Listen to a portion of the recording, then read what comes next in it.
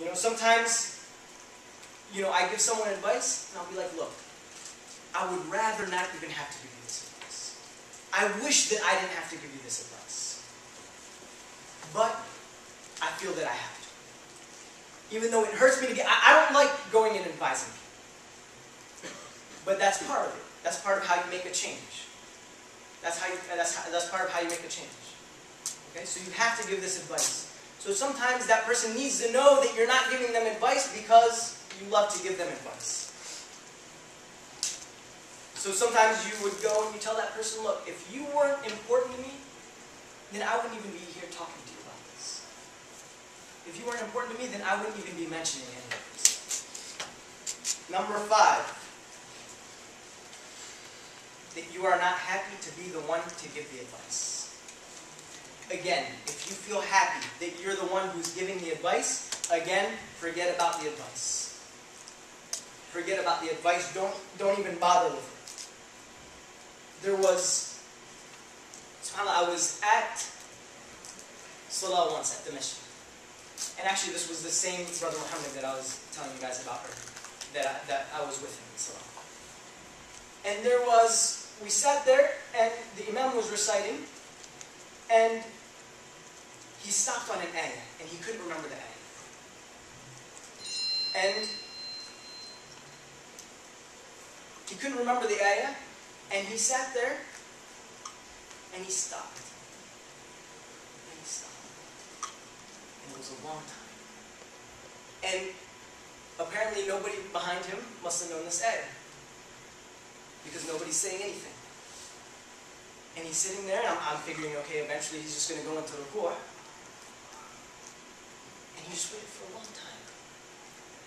And after this long period, this long gap, where we thought, okay, he just has to continue or do something, the brother Muhammad, who was next to me, gave the Imam the ayah. I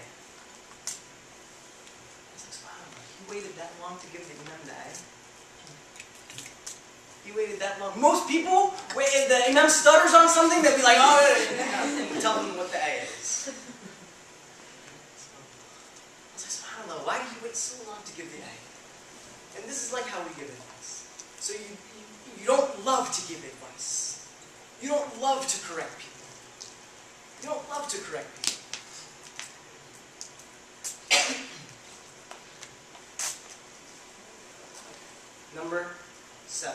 Number 6.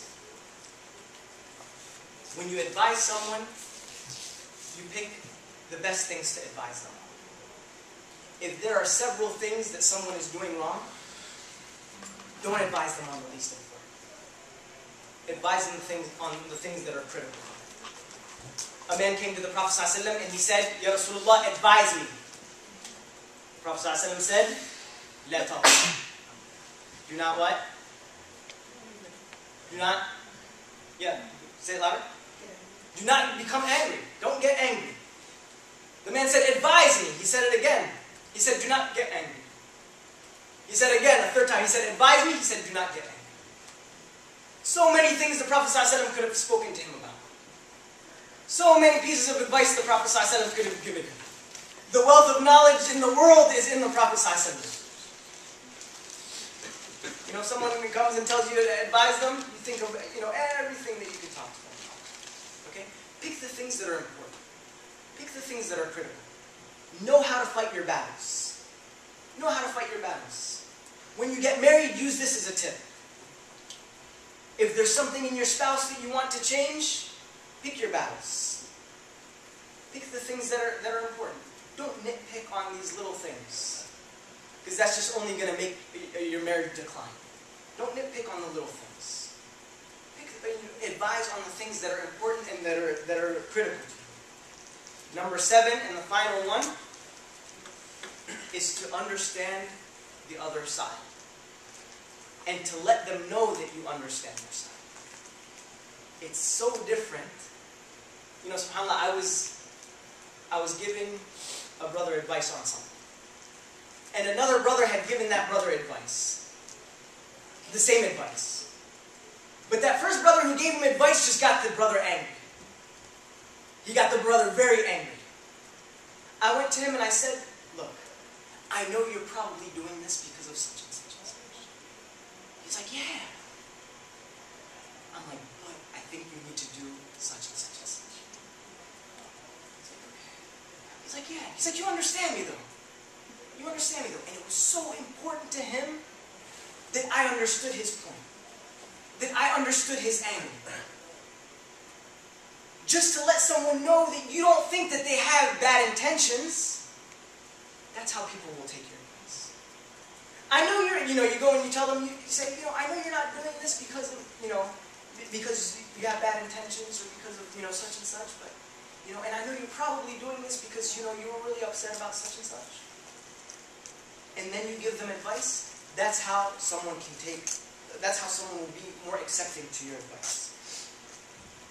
There was, inshallah, we're going to end with just a few examples of those who gave advice. Some people came to Imam Hassan al-Basri and they asked him to go and tell the people in his khutbah to free the slaves. People still had slaves, so he said, go and announce to the people, tell them that they should start, freeing their slaves. So he gave the khutbah and he didn't mention it. He gave another khutbah and he didn't mention it. He gave another khutbah and he didn't mention it. This is like a month later, he goes and he gives a khutbah, and very simply in his khutbah he said, you should free your slaves. And that was it. And everyone started doing it. Everyone started freeing their slaves. So the people asked, they said, MashaAllah, it was such a great success what you did, but why did you wait so long to tell people to do that? He said, I didn't have a slave.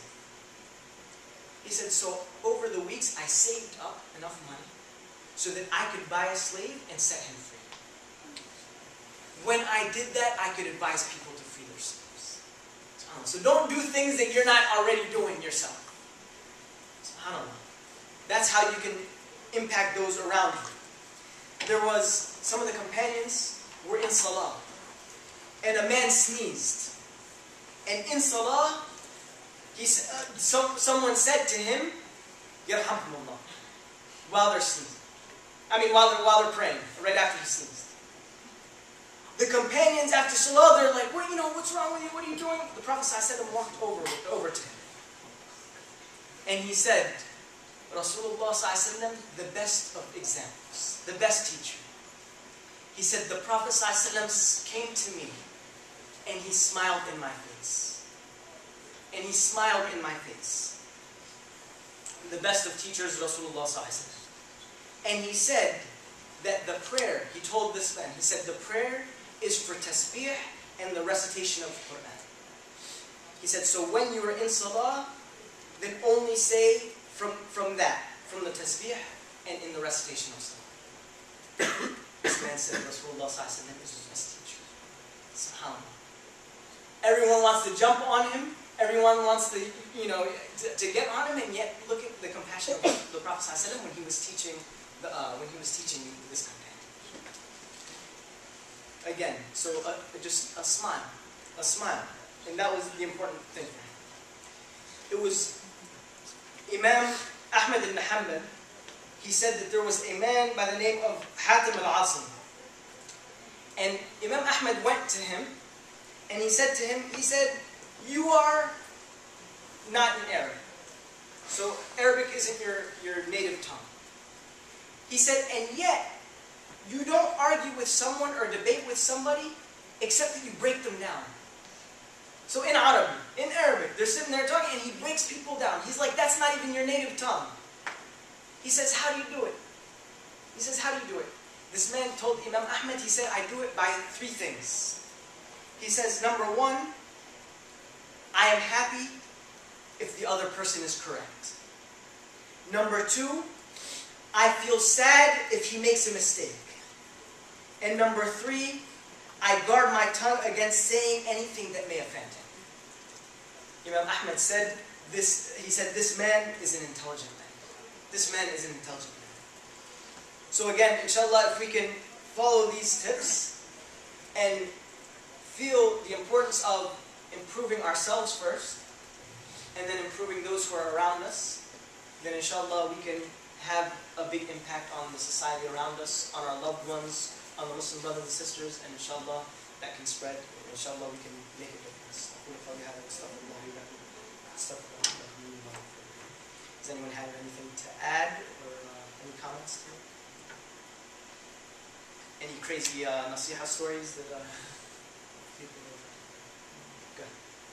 It's kind of a question, trying to see like what, if you have any advice for me, I guess, for this. But how do you kind of, when somebody's advising you on something, how do you take it well when it first happens? Because like a lot of times, like when somebody tells me something, in the beginning it hurts my feelings a little bit, and then like it shows to the person, so they don't want to give me another advice. So how do you change that first reaction? I think number one, you need to be prepared for it. I think just by knowing these, knowing the steps and knowing that ad-din nasiha. If you know ad-din nasiha, then it shouldn't bother you right away. It shouldn't bother you right away. So it's, so that's the first step, so that you know that the religion is good nasiha. So even if it comes to you, just humble yourself. It's about humility. Taking nasiha, it's about being humble. So I think that's the one thing, that we should probably work on in order to be able to take, advice from people is humility. And you find, subhanAllah, the people who are humble, they're the ones who are probably blessed with the best advice. People who aren't humble, people don't really want to give them advice. But,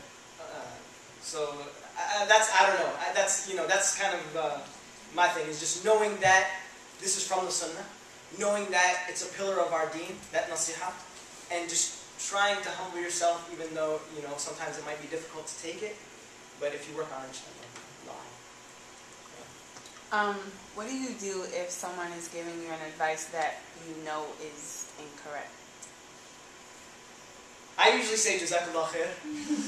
I remember I once I gave a khutbah once years ago, and this uncle came to me. And he came to me after I gave the khutbah, and he said, brother, are you married?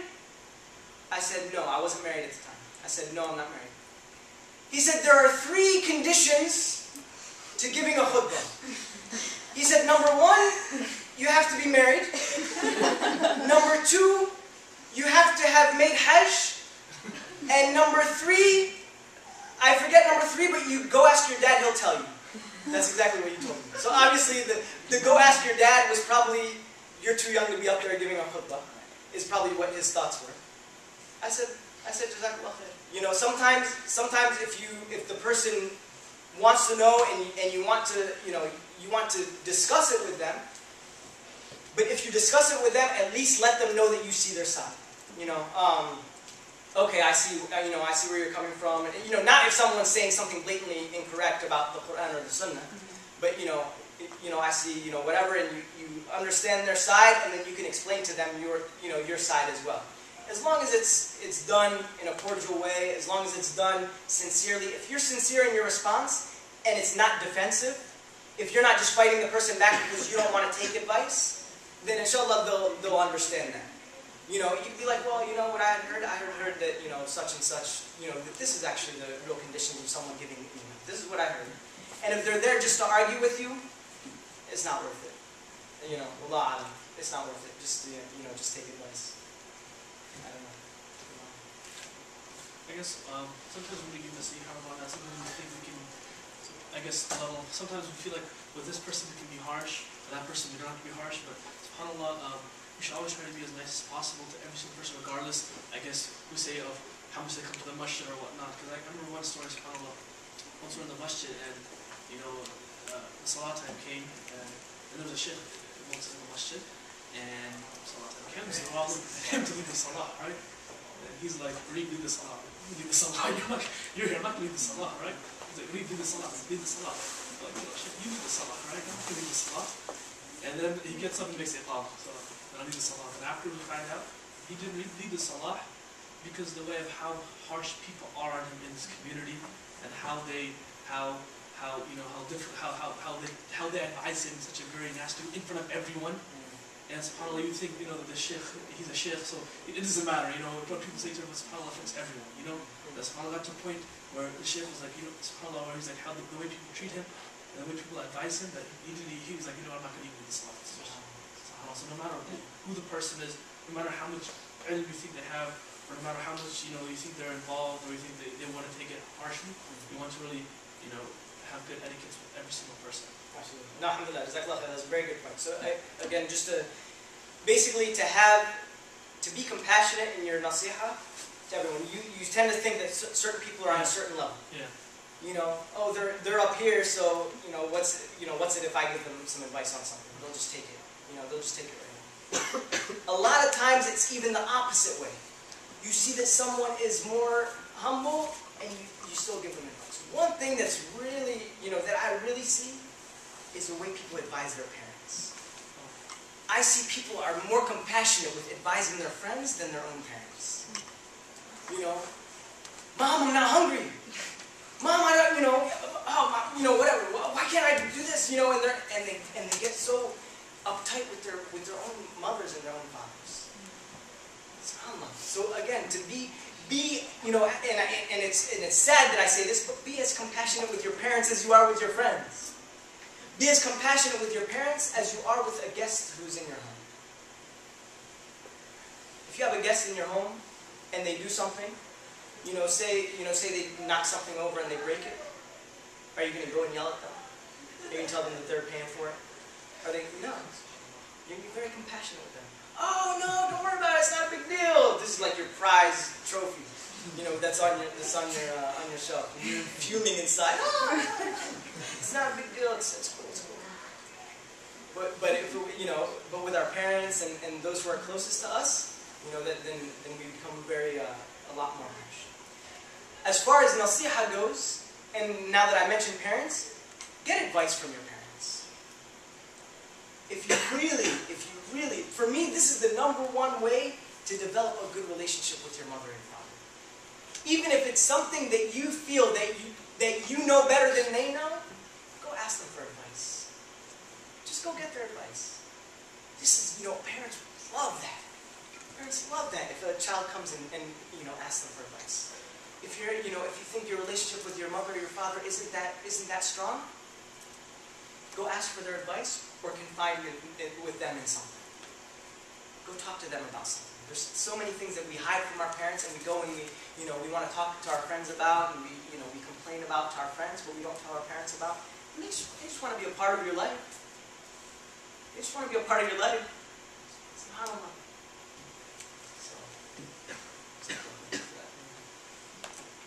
Okay, so my question's a little bit cliche, but kind of I always feel like in the Muslim community we always want to do or give nasiha and really tangible things, especially when it comes down to dress and hijab. And I guess most of it my always take is I just feel like it's never my place or anyone else's place to ever say that to someone.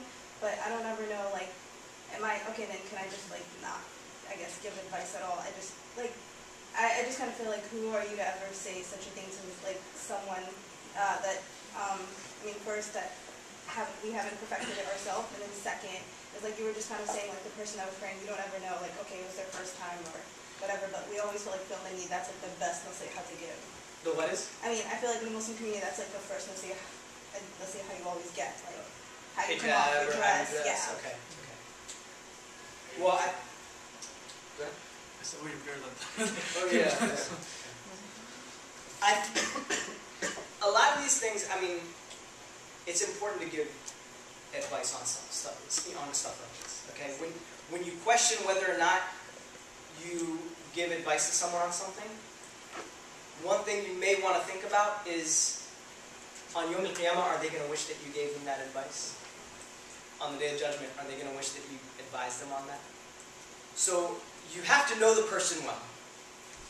Don't just go and get any sister and be like, sister, you need to start wearing hijab. Oh, by the way, my name is so and so.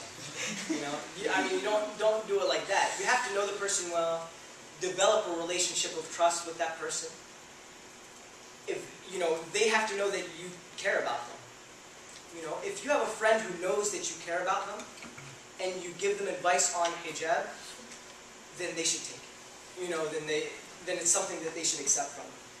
If it's someone that you haven't really developed that kind of relationship with, and it's someone that you wouldn't even want to take advice from them, then probably, then try to do it in the best way. And the best nasiha, again, is being a good example. So if you're with them and you're wearing hijab, That's part of it. I mean, they know your stance on hijab. So it's not like, they have no clue about hijab.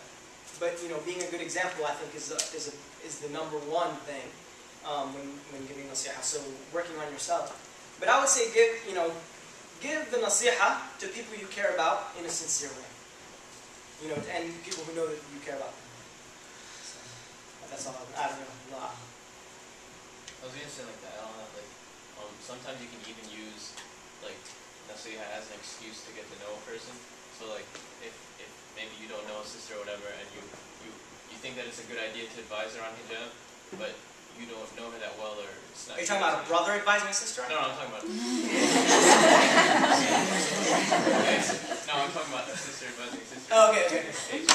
But I'm saying like, so if you don't really know her that well, but you want to advise her on that issue, then you can still like, it can be a springboard to like, you can take that opportunity to get to know that person and then start becoming like a closer friend with them, and then eventually giving them the advice later on.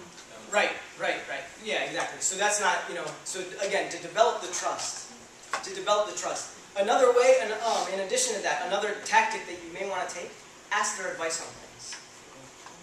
If you ask for their advice on things, then it will be much easier for them to take advice from you. So what do you think about this? I'm kind of really going through some tough times, and I really don't know what to do about the situation. Turn around later and give them advice, they'll take advice from you. Trust me. If they know that you take advice from them and you go to them and get their advice, they'll take advice from you. So that might be one step in order to kind of develop that trust between them. Isn't there also another method to ask the person about like the advice that you want to give them? So ask them kind of rhetorical, like the situation with Hassan and Hussein. Yep. I had that in my notes. I didn't mention it, but yeah. Go ahead, you mention it. Go ahead. Okay. So okay, but your first part was what? Was kind of doing it in a way, like asking them for advice or something. Yeah, like if you want to like give somebody advice, you ask them about it and then they realize it like in their brain. Yeah. So if that's, that could be one tactic. So you ask them about advice on things, but sometimes they know. A lot of times they might know. If you're a sister wearing hijab and this other sister is not wearing hijab, and you say, what do you think about me wearing hijab? They're gonna know what you want.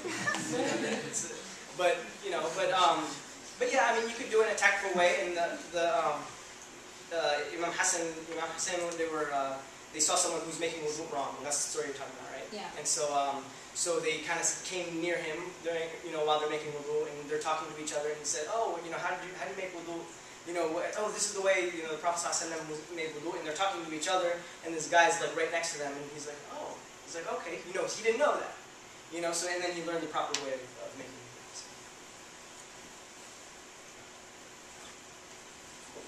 Any comments? Go ahead. I remember when I was in the health school, and it's time for Salah. Well, that's a story just like this. There was a brother who he was in the shower, sorry, bathroom. He was making wudu, and he missed so many parts, right? And then subhanAllah, the Sheikh, our teacher, which was possible that instead of like the way he advised us, subhanAllah, he didn't tell him on the spot. And he goes into the masjid before Salah, 10 minutes before Salah, he just starts talking about how to do wudu. And then subhanAllah was amazing because after he has been the that same one we see him get up and goes back to the washroom.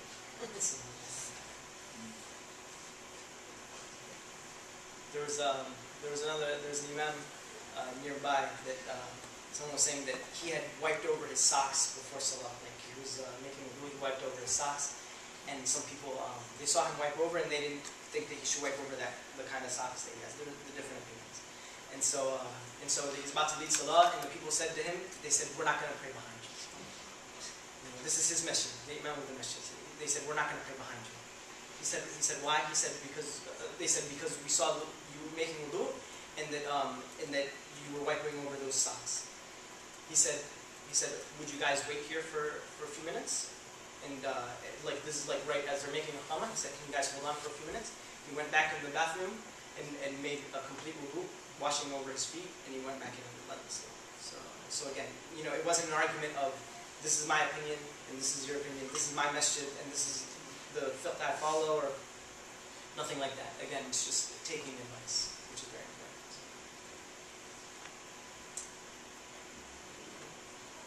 Jazakallahu khairan. Subhanallah, alhamdulillah, la ilaha illa anta astaghfiruka wa atubu ilayk. جزاك الله خير يا إيهاب.